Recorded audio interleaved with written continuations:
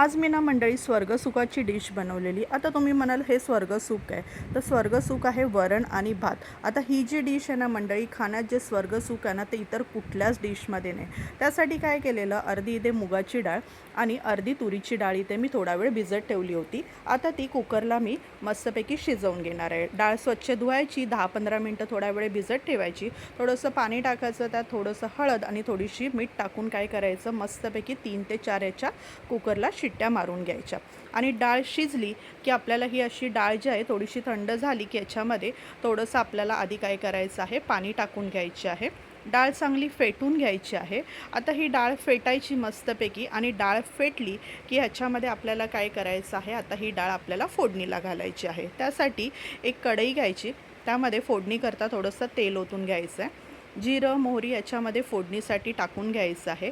जिरं मोहरी तडतडली की याच्यामध्ये घ्यायचा ताजा ताजा कढीपत्ता, आणि कढीपत्ता पण फोडणीला टाकून द्यायचा आहे। त्यानंतर इथे 2 चिमूट मी इथे हिंग घेतलेला आहे, हिंग पण फोडणीमध्ये चांगलं टाकायचं। आणि आपल्याला इथे मिरच्या घ्यायच्या आहेत, तिखटवाल्या मी इथे 2 मिरच्या चिरून घेतल्या आहेत मध्यभागी।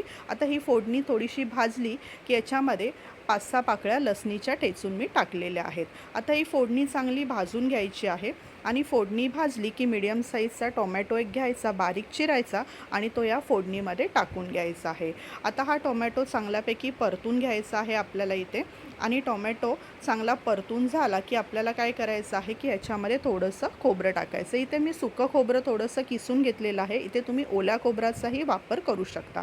आता हे थोडंसं 1-2 मिनटं परतायचं, आणि आपल्याला 1-2 मिनटं परतल्यानंतर जी फेटून ठेवलेली डाळ आहे ना मंडळी, ती आपल्याला या फोडणीमध्ये सर करून आपल्याला काय करायची आहे, ही डाळ सर्व टाकून घ्यायची आहे। थोडा वेळ, अर्धा मिनटं ही डाळ त्याच्यामध्येच ह्या फोडणीमध्ये चांगली परतून घ्यायची।